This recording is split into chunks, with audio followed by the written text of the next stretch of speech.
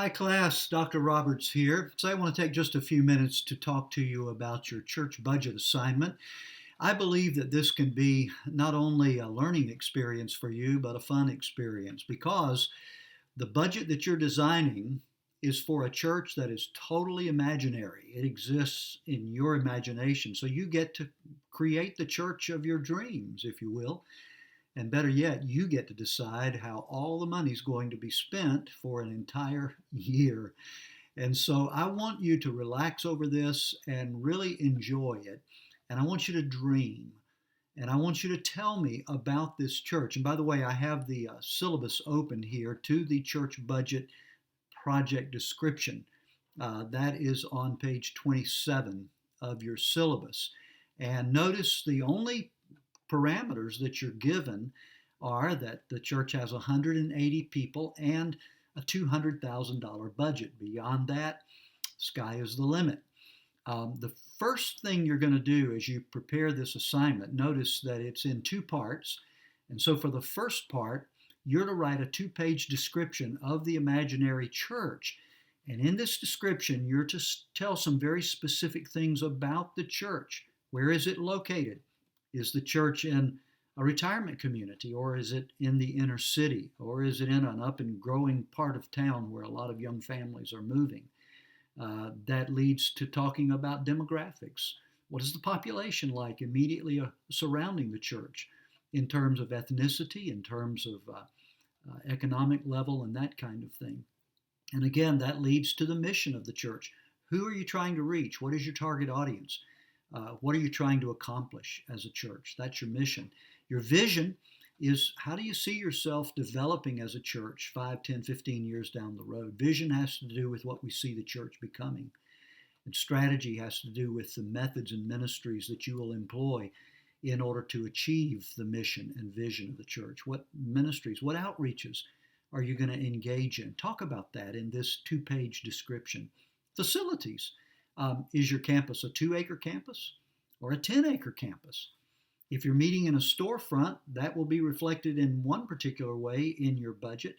If you're meeting in a 30,000 square foot building, why, you're going to show a lot more dollar amount for facilities, obviously. So this is the reason for this description. It's going to be reflected when you get to the second part, which is your actual budget. But before I leave the description, notice I've got the word staff in bold here because you need to tell me something about the staff. Does the church have a paid pastor or maybe multiple pastors who are on the payroll? Maybe you also have other support staff that the church hires, nursery attendants or custodial help or office administrative help and so forth.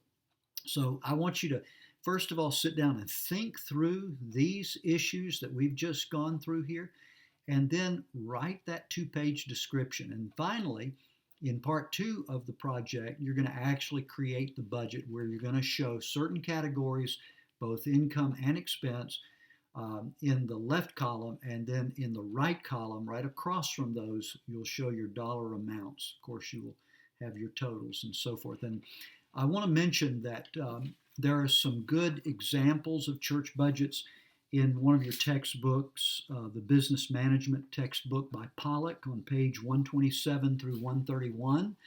He offers you several good examples. I'm also providing for you an example, and that's actually our church budget for 2016, the church where I serve as pastor. And I'm sending this to you as an attachment to an email. I think it is also in the resources folder in MyFire for this course. But basically what you see here is a very simple statement of projected income and expense for the year 2016. I also show a comparison for the previous year. You're not required to do that, but if you would like to, you certainly can.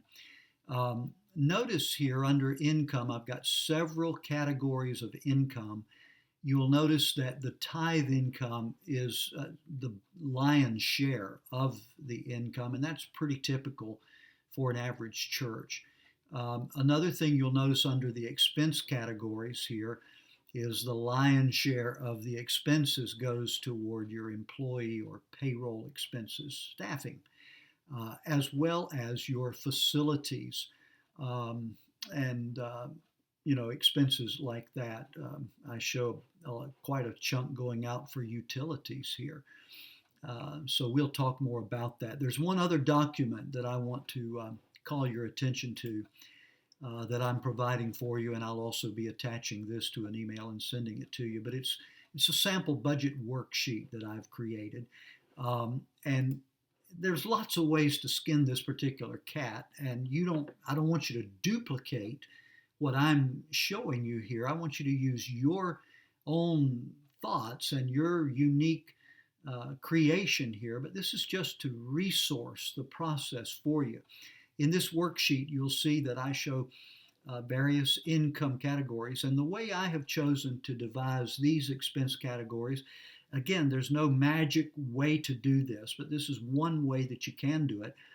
I show operations first, and these are those everyday expenses that the church incurs just by being in business, like payroll and your facilities and so forth. Typically, in an average church, most of your expense is going to go toward operations. Unfortunately, I mean, I wish that we could put more of the church budget toward actual ministry and outreach and missions and that kind of thing. By the way, I do show those categories here, as you can see, and the way I've chosen to show them is based on the primary areas of ministry that the church is involved in: outreach, discipleship, which would include youth ministry, children's ministry, then worship and fellowship. And so those are categories, and what you need to do is go in and put in the actual dollar amounts over in the right-hand column for each of those categories.